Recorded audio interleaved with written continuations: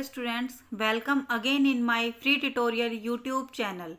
This is Pooja Sharma and today I am going to teach you chapter 3rd of science class 10th, that is metals and non-metals. Last time हमने इस chapter में metals और non metals की physical properties की थी. अब हम उसी चैप्टर को आगे कंटिन्यू करेंगे. तो हमारा नेक्स्ट टॉपिक आएगा केमिकल प्रॉपर्टीज़ ऑफ मेटल्स. अब हम पढ़ेंगे इसकी chemical properties. First, reaction of metal with air. जब हमारे मेटल्स एयर के साथ रिएक्ट करते हैं तो हमें क्या फॉर्म होता है? Metals combine with oxygen. जब हमारे मेटल ऑक्सीजन के साथ कंबाइन होते हैं टू फॉर्म मेटल ऑक्साइड तो हमें मिलता है metal oxide. Metal plus oxygen gives us metal oxide. For example लेंगे हम Cu copper, O2 oxygen gives us 2CuO. ये हमें क्या मिला? Copper oxide. नेक्स्ट एग्जांपल है 4Al aluminium plus 3O2 oxygen है यहाँ हमारे पास. हमने इन दोनों को रिएक्ट कराया तो फॉर्म हुआ एल्युमिनियम ऑक्साइड जो कि क्या है? Al2O3. नेक्स्ट हमारे पास आएंगे एम्फोट्रिक ऑक्साइड्स. एम्फोट्रिक ऑक्साइड्स कौन से होते हैं? Metal oxide which react with both acids as well as bases. जब हमारे मेटल ऑक्साइड्स जो होते हैं वो दोनों के साथ रिएक्ट करते हैं एसिड्स और बेस के साथ to produce salt and water. और हमें क्या प्रोड्यूस होता है? Salt and water are called amphoteric oxide. उन्हें हम बोलते हैं एम्फोट्रिक ऑक्साइड. फॉर एग्जाम्पल हम लेंगे Al2O3. हमने यहाँ पर लिया एल्युमिनियम ऑक्साइड प्लस 6HCl. यह हाइड्रोक्लोरिक एसिड. यहाँ हमने इस पे एसिड के साथ रिएक्ट कराया तो हमें क्या फॉर्म हुआ? AlCl3 एल्युमिनियम क्लोराइड जो कि क्या है? सॉल्ट है प्लस H2O वाटर. यहाँ हमें सॉल्ट प्लस वाटर फॉर्म हुआ. नेक्स्ट, अब हम इसी रिएक्शन को बेस के साथ कराएंगे रिएक्ट. Al2O3 हमने यहाँ पर लिया aluminium oxide plus 2NaOH sodium hydroxide. Sodium hydroxide है हमारे पास, बेस है. गिव्स अस, जब ये दोनों रिएक्ट करेंगे तो हमें क्या मिलेगा? NaAlO2 सोडियम एल्युमिनेट जो कि क्या है? सॉल्ट है plus H2O water.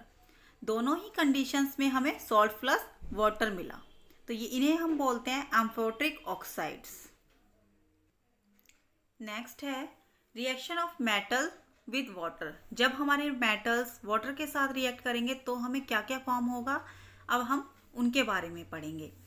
Metal plus water gives us metal oxide या फिर metal hydroxide plus oxygen hydrogen. जब हम मेटल को वाटर के साथ रिएक्ट करेंगे या तो हमें मिलेगा मेटल ऑक्साइड या फिर मिलेगा हमें मेटल हाइड्रोक्साइड प्लस हाइड्रोजन. जब हमारे मेटल ऑक्साइड्स प्लस वाटर ये दोनों रिएक्ट करेंगे तो हमें मिलेगा मेटल हाइड्रोक्साइड. अब हम इनके कुछ एग्जांपल्स देखेंगे. 2Na ये हमारे पास सोडियम है प्लस 2H2O हमने वाटर लिया. जब ये दोनों रिएक्ट करेंगे गिव्स अस सोडियम हाइड्रोक्साइड. ये हमारे पास क्या है? NaOH plus H2. ये हमारे पास हाइड्रोजन है. सेकेंड एग्जाम्पल है Ca calcium plus 2H2O water gives us calcium hydroxide CaOH2 जो क्या है? एक्वस है प्लस H2 हमारे पास हाइड्रोजन है. थर्ड एग्जाम्पल है हमारे पास 3Fe जिसे हम फेरिक बोलते हैं, उसे आयरन भी बोलते हैं, प्लस 4H2O स्टीम. यहाँ हमें स्टीम के साथ रिएक्ट कराएंगे तो हमें मिलेगा Fe3O4 iron oxide plus 4H2O hydrogen. ये हमारे एग्जाम्पल हैं जब हम मेटल को वाटर के साथ रिएक्ट करते हैं तो हमें सब में क्या बोलते हैं? Metal hydroxide, metal oxide plus hydrogen form होता है. नेक्स्ट आएगा हमारे पास different metal react with different form of water. जो हमारे डिफरेंट मेटल होते हैं वो डिफरेंट फॉर्म के साथ वाटर के साथ कैसे रिएक्ट करते हैं, अब हम उनके बारे में पढ़ेंगे. फर्स्ट है sodium, potassium and calcium react with cold water. जो ये होते हैं हमारे कोल्ड वाटर के साथ रिएक्ट करते हैं हमेशा. Aluminium ferric and zinc react with steam, ये हमेशा हमारे स्टीम के साथ रिएक्ट करेंगे। Third, magnesium react with hot water, जो हमारा मैग्नीशियम होता है वो हॉट वाटर के साथ रिएक्ट करता है। Next, calcium and magnesium float on water surface as bubble of hydrogen stick to their surface, जो हमारे कैल्शियम और मैग्नीशियम होते हैं वो ज़्यादातर वाटर के सरफेस के ऊपर क्या करते हैं, फ्लोट करते हैं, तैरते हैं। Next, gold, silver, copper and lead does not react with water, जो हमारे ये होते हैं मेटल्स वो वाटर के साथ रिएक्ट नहीं करते। थर्ड, इसमें थर्ड पॉइंट आएगा हमारे पास reaction of metal with acids. जब हमारे मेटल एसिड के साथ रिएक्ट करते हैं तो क्या फॉर्म करते हैं, metal plus dilute acid gives us salt plus hydrogen. जब हमारे मेटल एसिड के साथ रिएक्ट करेंगे तो हमें मिलेगा salt plus hydrogen. For example हमने लिया Fe iron plus 2HCl hydrochloric acid gives us FeCl2, ये हमारे पास आयरन क्लोराइड मिला हमें प्लस H2। यहाँ पर हमारे पास आयरन क्लोराइड जो है वो सॉल्ट है प्लस H2 हमें क्या मिला, हाइड्रोजन मिला। नेक्स्ट एग्जाम्पल है 2Al aluminium plus 6HCl hydrochloric acid gives us AlCl3 aluminium chloride plus 3H2O hydrogen. ये हमारे एग्जाम्पल हैं जब हमारा मेटल एसिड के साथ रिएक्ट करता है, तो उनके हमने 2 एग्जाम्पल्स किए हैं। फोर्थ आएगा reaction of metals with solution of other metal salt. जब हमारे metal solution of other metal salt के साथ रिएक्ट करेंगे तो हमें क्या मिलेगा, हमने लिया मेटल A, हमने कोई भी मेटल लिया A plus salt solution B और एक सॉल्ट का सॉल्यूशन लिया जिसका नाम है B गिव्स अस, तो हमें मिलेगा salt solution A plus metal B। इसके लिए हम एक एग्जाम्पल लेते हैं।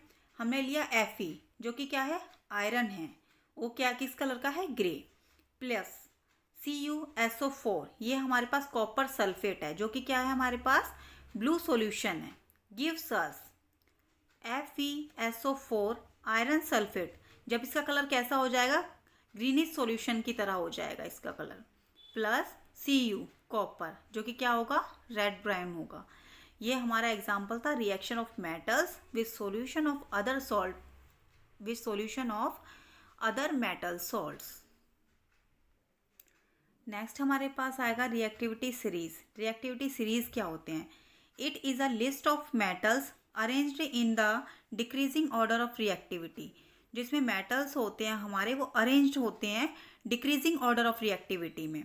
फॉर एग्जांपल हम जैसे कि हमने यहाँ लिया है कि potassium, Na, sodium, calcium, magnesium, aluminium, zinc, iron, lead, hydrogen, copper, mercury, silver, gold. तो जो हमारा पोटेशियम है, मतलब कि ऊपर की साइड जो भी हैं वो हमारे क्या हैं, मोस्ट रिएक्टिव हैं, और जैसे जैसे ये नीचे की साइड आते जाएंगे तो क्या हो जाएंगे, लेस रिएक्टिव हो जाएंगे। Reactivity decrease from top to bottom, जो हमारी रिएक्टिविटी होती है वो टॉप से बॉटम की साइड क्या करती है, डिक्रीज करती है। नेक्स्ट आएगा reaction of metals with non metals. First, reactivity of elements is the tendency to attain a completely filled valence shell. जो हमारे एलिमेंट्स होते हैं चाहे वो मेटल के हों या फिर नॉन मेटल के हों, उनकी टेंडेंसी रहती है कि वो attain to completely fill last shell, वो क्या करते हैं, अपने लास्ट शेल को पूरा फिल करने की कोशिश करते हैं। नेक्स्ट, मेटल लूज इलेक्ट्रॉन, जो हमारे मेटल होते हैं lose electron from their valence shell, अपने वैलेंस शेल में से, लास्ट वैलेंस शेल में से क्या करते हैं, इलेक्ट्रॉन को लूज कर देते हैं टू फॉर्म कैटायन, और क्या बना लेते हैं, कैटायन बना देते हैं। Next, non metal gain electron in their valence shell to form anion, जो हमारे नॉन मेटल होते हैं वो गेन करते हैं इलेक्ट्रॉन्स को इन देयर वैलेंस शेल, अपने लास्ट शेल में, टू फॉर्म एनायन, और बनाते हैं anion. Next, the compound formed